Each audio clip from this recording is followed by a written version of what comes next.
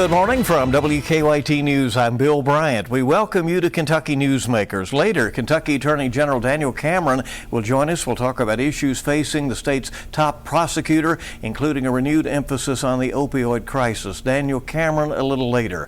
But first, Congressman Hal is here. He is now the longest continuously serving member of the U.S. House. As Dean of the House, the Republican will now serve on the influential steering committee that decides priorities for lawmakers. Rogers was already the longest-serving congressman from Kentucky ever, and now, after the death of Congressman Don Young, Rogers has the distinction of the longest tenure there in Washington. He was first elected in 1980, but at age 84, the Republican from Somerset stays busy. Rogers has managed to get earmarks back in the recently passed spending bill. He has ideas about how the U.S. should assist in the Ukrainian situation. Congressman Hal Rogers, welcome back to Kentucky Newsmakers. We appreciate you being here.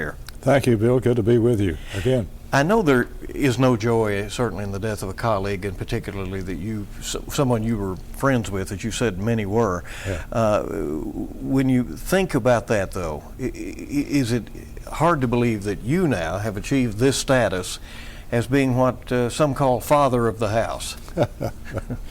If I'm the father, it's an unruly house, I'll tell you that. Yes, it shocks my mind to think about it. I never dreamt of serving in Congress when I was younger. I never dreamt later of serving this long.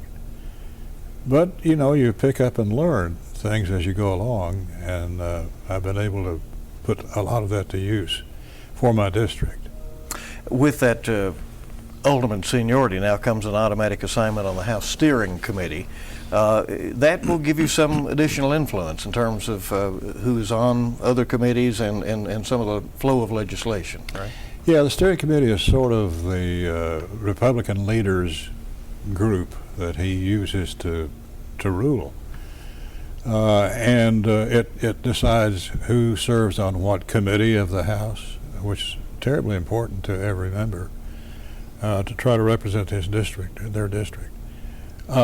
But it's also a sort of a sounding board for the Speaker and the leadership on issues. I served on it many years ago for several years, and it's a lot of hard work because every member wants to come to you and make their case for such and so committee. But it's also a great place to gain some points. Are you treated with the respect of your seniority by the younger members? I mean, do they realize, as you said, you've learned a lot, that some of them may have a lot to learn? For the most part, yes. They want to know how you do this or why did you do so and so. So it's a good place for me to spread influence, but also to try to help new members, especially, do their job the way they want to do it. So I'm a resource. You have often said that you have stayed all these years because the problems have persisted in your district in particular. What do you think you've had a hand in changing in that district over these 4 decades, and what remains the most persistent problem?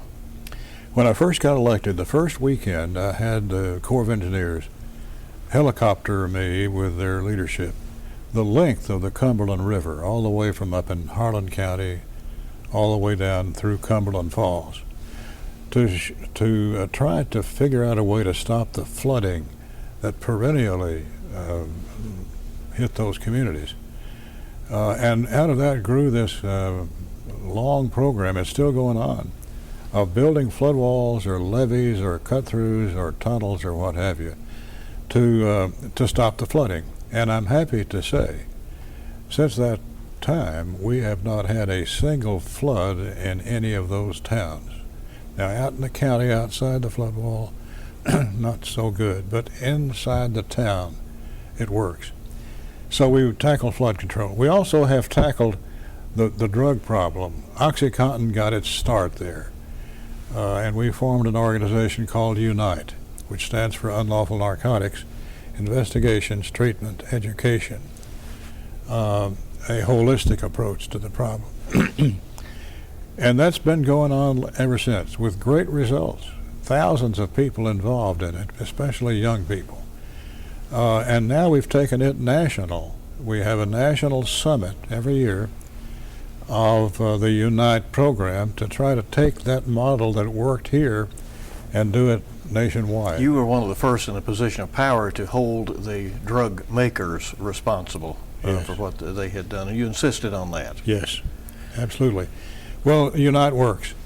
So we also have tackled many other really difficult problems that the region faces. The shutdown of the coal industry, frankly.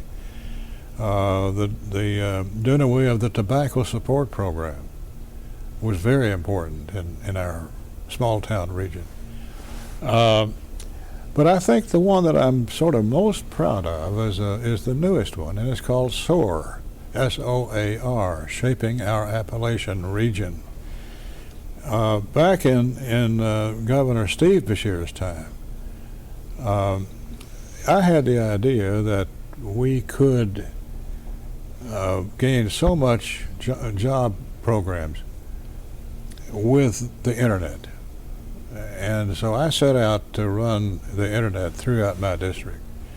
We got into the numbers, and I began to realize this thing is too big for just me, from my district. So I went to the Governor Steve Beshear, and to the leadership of the House and Senate together, and had this idea that if the state would take on this project and run it statewide, Kentucky could be the #1 state in the nation to connect every single county together. And of course, Kentucky Wired now is in existence and is doing just that. Every county in Kentucky now is wired up together, and they're building programs to put on that network.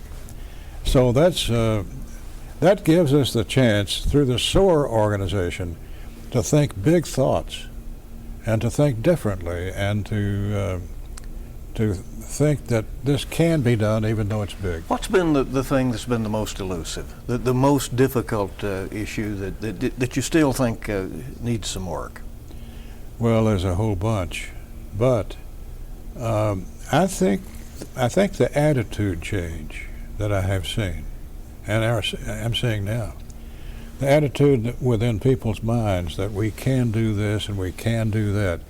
We've been so used to in the mountains of relying just on the coal industry, and we didn't do anything else much. But now that that industry is practically gone, we're having to think new thoughts. So many of those towns have embraced their history and have really branded themselves and are beginning to thrive. You know. They really are, and as you say, they're identifying the things that identify them. A spending bill has recently passed, and for the first time in a dozen years, you have some earmarks in there. What are a couple of highlights of that? Oh boy, we could go on for a while. Number one, it increased national defense spending, which is desperately needed in this day and time. But for example, we got money for the Beattyville flood wall study, the beginning of that project to try to contain the river. The city of Salyersville Restaurant Row project that improves the Mountain Parkway as it zips through that community. There's a new downtown Manchester marketplace, $2.25 million to the city. Eastern Kentucky Pride, the septic tank program. People don't realize it, but the Pride organization, among other things, has provided some 7,400 septic systems at people's homes that they couldn't afford because of the polluted direct pipe program. So we've replaced those straight pipes with septic tanks in the case of poor people at no cost. But there's money in there to continue that program. The Hyden, Leslie County Water District Improvement Programs, Johnson County First Responder Communications Project, the Martin County Water Transmission Lines and that troubled water system over there. Moorhead's Fire Department gets a new fire station. Operation Unite has $500,000 in the Substance Abuse Prevention Program. The Pikeville Medical Center's Appalachian Valley Autism Center received funding, and so on. Those are the 10 earmarks that we were able to get through. The Ukrainian situation is tough. The U.S. options seem limited. You know, you and President Biden are among those who have been around Washington the longest. Do you have advice for him? Do you generally approve of the way he's handling the situation at the moment? Well, I've got mixed feelings about it. I think the Russians are taking advantage of his low poll ratings, thinking that he doesn't have as much authority to withstand Russia's attacks. But on the other hand, I'm not sure what we could have done differently. We dare not get directly involved in that battle, although your urge is to do so, seeing the horrible treatment, the brutal treatment those people are enduring. But I've been there. I was there a couple of times, and the people of Ukraine are tough, hard-working, honest people. And it breaks your heart to see them being run over and killed by this tyrant, the czar of the modern age. Do you believe the Congress will be prepared to continue to support Ukrainian people? Yes. They have great support in the Congress on both sides of the aisle. The pandemic has lessened its grip. We're left realizing that some of our health problems went on, and that the opioid crisis, in fact, got worse. You have always pushed for some funding to deal with that matter. But yet, it's again a frustrating problem in that the overdose deaths and the opioid distribution continues. And worse, we've seen a surge here of late, and the problem is that fentanyl, a deadly, strong, terrible pill, manufactured in China and shipped over here through Mexico, is mixed in with whatever other drug you want to use, including OxyContin, and it kills. We're having people die much bigger than ever.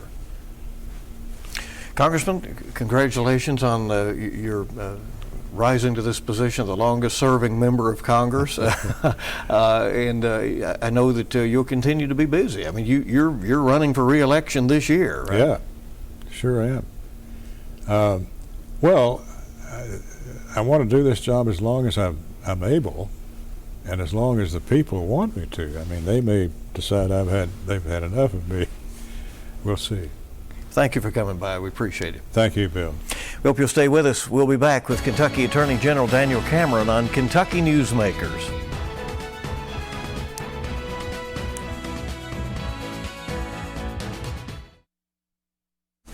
We welcome you back to Kentucky Newsmakers. Glad you're here. Kentucky Attorney General Daniel Cameron joining us now. Cameron has been busy during his tenure with issues coming at his office in a rapid pace. The pandemic, the Breonna Taylor case, ongoing opioid crisis, some of those. Kentucky is getting nearly $500 million from a settlement to fight the opioid crisis. Cameron is a historic figure, the only African-American elected statewide in his own right. His own initiatives include targeting abortion in the state and recently an effort to figure out how TikTok videos are impacting young people. Daniel Cameron is the 51st Attorney General of Kentucky, the first Republican elected to the office since World War II. General Cameron, welcome. We appreciate you coming in. I really am honored to be here, and always good to see you, Bill. Congratulations, an 11-week-old at home. 11-week-old at home. God love Mackenzie. She takes care of him while I'm out having these sorts of conversations, and we're not sleeping as much right now, which is to be expected, I suppose. It's overrated. That's right. The COVID state of emergency is now ended by the legislature. The governor's power to respond to a pandemic significantly curtailed by legislative action. You intervened a couple of times along the way and challenged his authority. Mask mandates or those kinds of things are now gone. Have we arrived at a place that you're comfortable with now in terms of a governor's authority to respond to an emergency? Or are we in a situation now where if something happened quickly, we might have some challenges? Well, I think the whole conversation in our General Assembly about responding to the emergency was really about the responsibility of allowing a lot of folks at the table to be involved in this conversation. The General Assembly, for most, in all intents and purposes, were cut out of any conversation on how to respond. I think that wasn't appropriate, given that our members of the General Assembly reflect the larger community, all of our 120 counties, and they certainly should be a part of the conversation in determining how we respond to a pandemic. So I was pleased with the decisions that were made and the policy changes that were made in our General Assembly to allow them to sit at the table and to be a part of the conversation with the governor. I think when you have a go-it-alone strategy, it can ultimately end in some unintended consequences, meaning that you have some policy decisions that perhaps didn't make sense. I'm reminded of the travel restriction that occurred, meaning that if you left Kentucky and then came back, you had to quarantine for a period of days. And of course, most Kentuckians, I think, thought, well, maybe we can get behind that if it makes sense. But the fact of the matter is, if you lived in northern Kentucky and say you liked barbecue and you wanted to go to Montgomery Inn barbecue, when you came back, you had to quarantine. For most folks in northern Kentucky, that's a 20-minute ride. Meanwhile, if you lived in northern Kentucky and say you wanted to go to Old Hickory or Moonlight in West Kentucky, that's a 4 or 5 hour drive, depending on where you live in northern Kentucky. You could make that trip without having to go back to your house and quarantine. Now, if the idea was that we wanted to limit the exposure and risk to COVID, how is a 20-minute ride across the river to get barbecue and come back more dangerous than that 4 or 5 hour drive? Now, again, I'm all for trading in state, but the fact of the matter is that just didn't make a lot of sense. So we did challenge that and ultimately got that order rescinded. The opioid crisis clearly deepened during the pandemic. People turned to drugs and alcohol abuse. We've seen that in the numbers. Kentucky's now getting a $483 million distribution from a settlement against drug distributors. How will that money be put to use? Well, that is a significant down payment on making sure that we turn the tide against this epidemic. Look, Bill, you know as well as I do that we've been talking, you've had folks on this program a lot that have had the opportunity to convey our concern about the epidemic. But right now, bringing these dollars in the door, this $483 million into the door, gives us an opportunity again to turn the tide against this epidemic. I'm excited about it. That money is going to be split with counties and cities along with state government to really look at ways in which we can use these dollars to break the cycles of addiction, to put those dollars in treatment facilities, to put those dollars in housing and transportation, and how we respond in emergency situations to the opioid epidemic. So there are a lot of ways in which these dollars are going to be used. How do we disrupt, General, the demand and the desire within Kentucky, the market for illicit drug use? Well, that's why our law enforcement community is so important, because they continue in the midst of COVID-19 and everything else to look for ways to interdict these drugs, meaning getting the folks that are peddling this poison into our communities, these traffickers, off of the streets. And God love them for being willing to step into those messy situations. But we also need, and why this $483 million is also important, in addition to interdiction, we also need the ability to expand our rehabilitative services and rehabilitation efforts here in the Commonwealth. And so I think continuing the law enforcement efforts, but expanding the footprint of our rehabilitation possibilities is going to have a significant dent in curtailing this epidemic in the Commonwealth. Medical marijuana was passed by the House. It is before the Senate. Where do you fall on that issue? Many in law enforcement say they have some concerns about a slippery slope. Many in the medical community are split on the issue, with some saying that it gives great relief to some who are in agonizing discomfort. Well, look, let me say, first of all, look, I sympathize with folks in Kentucky, or brothers and sisters that are struggling with pain and difficulties that are born out of past experiences or past hurts or injuries. I understand that, or they've got a significant diagnosis. But at the same time, I side with our law enforcement community in the sense that I don't want to put Kentucky in a position that challenges us when it comes to interdicting drugs in the Commonwealth, meaning if medical marijuana makes it more difficult for our law enforcement community to be able to interdict drugs and get drugs off the street, I think that's something we have to seriously think through. Obviously, the bill is continuing its way through the legislature, but I think the concerns that have been raised by law enforcement related to putting another potential drug in the market that could be diverted and used for unintended purposes is really challenging. So I for one, think that we need to pause and make sure that we've really thought through this. Again, I know So you oppose it passing in this session? Well, again, I won't say I oppose in this session, but I want to make sure that the law enforcement community's reservations are really focused on, and from my point of view, medical marijuana is something that perhaps shouldn't be passed in this legislative session. You have fought hard to restrict abortions in Kentucky. The legislature is passing several abortion bills. The Supreme Court could reframe the whole abortion issue this summer. Is it your intent to see that abortions are not performed in Kentucky? Well, look, I'm 100% pro-life, and I believe fully in the responsibility to protect life. As I just talked about, Mackenzie, I've got an 11-week-old at home.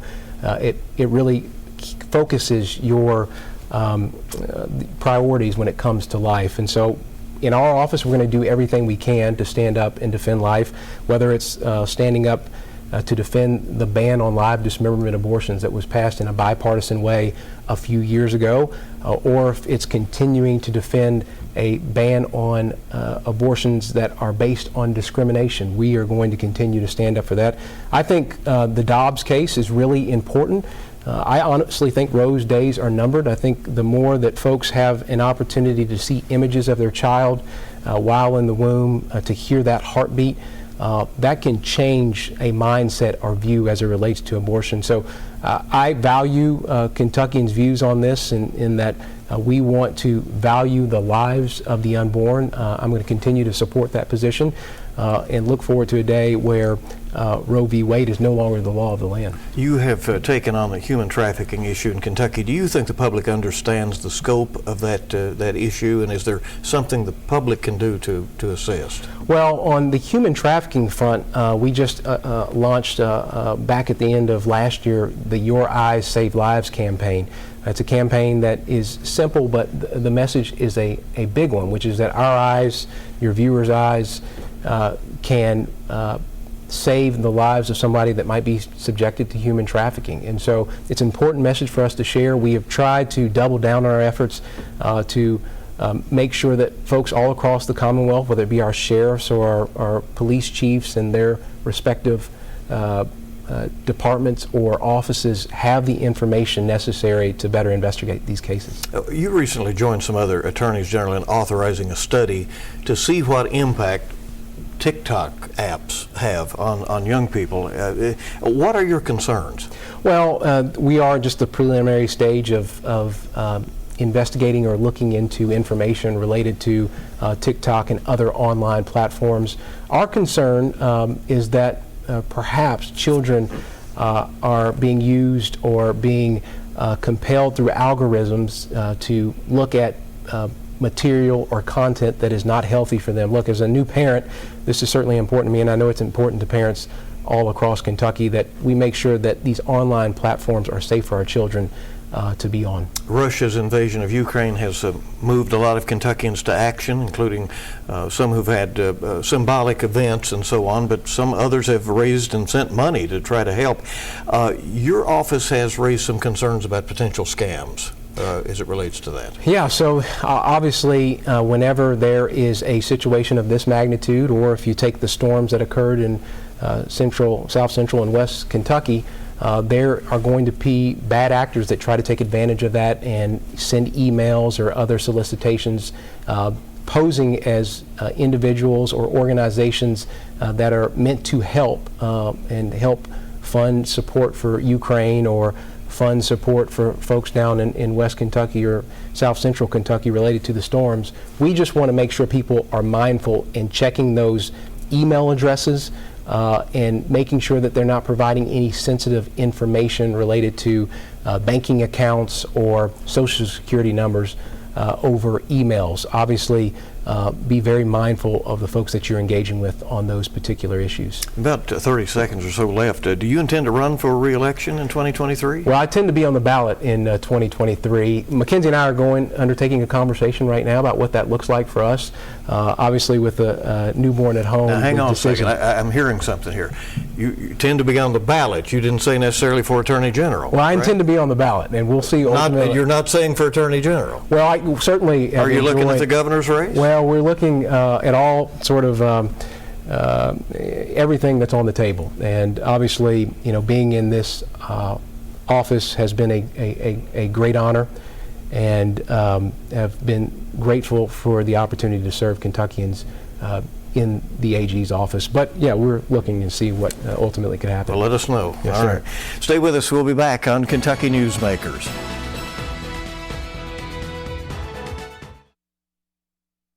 Thank you for joining us for this busy edition of Kentucky Newsmakers. One of our scheduled guests already for next weekend is Kentucky Secretary of State Michael Adams. We'll talk about the quickly approaching Kentucky primary coming up on May 17th. Again, thank you for joining us for Kentucky Newsmakers, and you make it a good week ahead.